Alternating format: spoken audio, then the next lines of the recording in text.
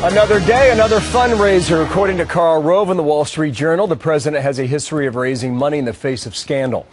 The afternoon after the murder of Ambassador Chris Stevens in Benghazi, the president went to a fundraiser in Las Vegas. Russian troops invade Crimea in February. He went to another DNC fundraiser. Islamic terrorists capturing the Iraqi town of Mosul about a month ago. He was at a fundraiser in Laguna Beach in Southern California. All that according to Karl Rove, who writes that today in the Wall Street Journal.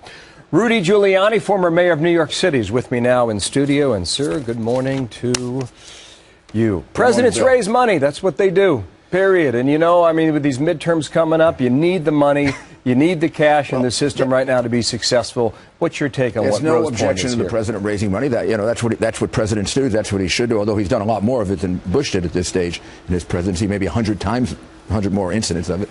However, the problem is what he's running away from when he does it. And there's a pattern there. Not being in the Situation Room when Benghazi was going on is a disgrace.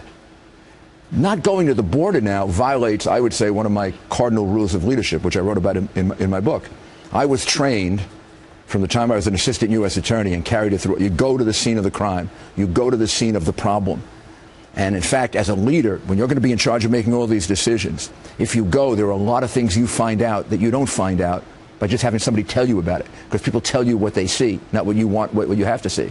So it was my rule as mayor to go to the scene of every incident, not because I wanted to be there. Sometimes it was 3 in the morning or 4 in the morning, because I could make better decisions, because I could sometimes see things that weren't being reported to me. You're so right. And to say he won't go because he doesn't want ownership of the problem shows that throughout this presidency, he puts politics ahead of being president of the United States.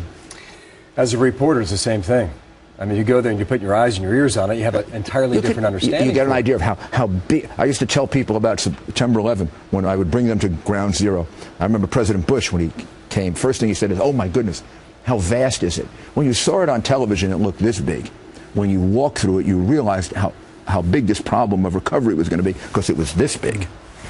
Governor Perry said something similar last night. A president needs to be there to show the American people, number one, that he understands. You learn that when you're a governor. Well, yeah, you learn that when you're a mayor. I almost think when I listen to the White House, they think of it as, well, they just want him to go there for symbolism reason, because they don't think of him as really being in charge. You go there because you're in charge. You go there because you're going to have to make decisions, and you want the maximum amount of accurate information before you make that decision. He doesn't function that way. That's why he runs away to fundraisers when Ambassador Stevens is killed. That's why he's talking about what a happy day it is when Crimea is being attacked by Russia. I mean, there's a disconnect here in the things that a leader does. There seems to be a certain stubbornness, too. When the other side is telling you to do something, you say, I'm not going to do that because you're just telling me to do that. Now, you as a mayor, I mean, you understood that as a politician. You only wanted to give in so much to the other side. The answer is don't do it if it's wrong, and if it happens to be, you know, if they happen to be 1 out of 10 times right, you should do it, well, then go do it. But there's no level here at which he functions as a chief executive, as a substantive chief executive. He's functioning 100% as a politician. Most presidents function half one and half the other. But the chief executive thing will kick in at important moments. Is that because you have to be a mayor or you have to be a governor to learn those skills? I think there's a lot here to the fact that the president wasn't prepared to be president. And, you know, we overlooked, meaning the American people, overlooked the lack of preparation. This is the most difficult job in the world. It's very hard to put somebody in it who's never had executive responsibility, never had command, never ran a military unit, a business, a government agency, didn't develop those skills. Karl Rove says he's had 400 fundraising events up to this date. During the entire Bush presidency, 8 years, he had 338. But why is the number so much greater now? Now, this is to his current term, all right? You're, what, 5.5, 6 years in, you're at 393 for the current president, and George Bush was at 216 at this point in his second term. Go. Because for him, politics is the priority, 100%, more so than most other presidents. Every president, politics is important, and they balance politics with the substantive job of being president. In his particular case, politics overwhelms.